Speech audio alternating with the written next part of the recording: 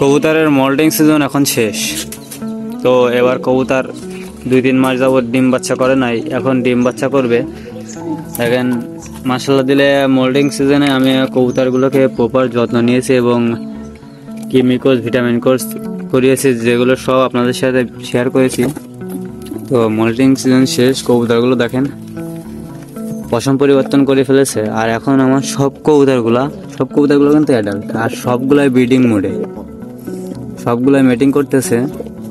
আশা করা যাচ্ছে যে খুব তাড়াতাড়ি ডিম বাচ্চা করবে। তো এই মোল্টিং সিজনে আপনারা কি করবেন, এই মোল্টিং সিজনে আপনার কবুতর যখন পশম পরিবর্তন করবে তখন আপনারা ভিটামিন কোর্স করাবেন, কৃমি কোর্স আগে করাবেন, তারপরে ভিটামিন কোর্স করাবেন। তো এটা হলে হবে কি, আপনার কবুতরের যে শরীরের ঘাটতিটা কৃমি কোর্স করানোর কারণে হবে, ওই ঘাটতিটা ভিটামিন কোর্স করালে আগে পূরণ হয়ে যাবে। তো ঘাটতি পূরণ হয়ে গেলে পরবর্তীতে কবুতরের ডিম বাচ্চা করার জন্য তেমন কোনো সমস্যা হবে না, কারণ কবুতর মূলত ডিম বাচ্চা করা বন্ধ করে এই ভিটামিন ঘাটতির কারণে। এ কারণে আপনারা যদি ভিটামিন কোর্সটা করিয়ে নেন ভালোভাবে, কৃমি কোর্স করানোর পরে, তাহলে কবুতরের শরীরে কোনো ঘাটতি থাকবে না। আর দেখেন মাশাআল্লাহ আমার সব কবুতরগুলা কিন্তু ফিট। তো অনেকে করে কি যে মোল্ডিং সিজনে কবুতর যখন 2-3 মাস যাবত ডিম পাড়া বন্ধ করে দেয়, অনেকে বাছাইকৃত সেরা কবুতরগুলো কিন্তু হাটে নিয়ে যায় বেচে দেয়, বিক্রি করে দেয়, মনে করে যে অনেক বয়স হয়ে গেছে আর কখনো ডিম বাচ্চা করবে না। কিন্তু না ভাই, এই সিজনটা এমনই সিজন, এই সিজনে কিন্তু আপনার একজোড়া কবুতরও ডিম বাচ্চা করবে না।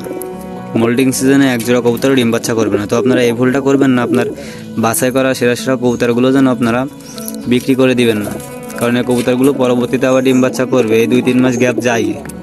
আপনি যদি নতুন কবুতর কিনে আনেন তাও এই মোল্ডিং সিজনে কিন্তু ওই কবুতরগুলো গ্যাপ দিবে। তো এটা বিবেচনা করে আপনারা কিন্তু সেরা কবুতর কালেকশনগুলো হাতছাড়া করবেন না, বিক্রি করে দিবেন না, কারণ মোল্টিং সিজনে কোনো কবুতরই আপনি খোঁজ নিয়ে দেখবেন যে ম্যাক্সিমাম মানুষের কবুতর কিন্তু ডিম বাচ্চা করে না। হবি 1-2টা কবুতর ডিম বাচ্চা করে এই মোল্টিং সিজনে, বেশিরভাগ কবুতরই ডিম বাচ্চা করে না। তো এই জন্য আপনারা সেরা কবুতর কালেকশনগুলো যেন এই একটা ভুল ডিসিশনের কারণে আপনারা হাতছাড়া করবেন না।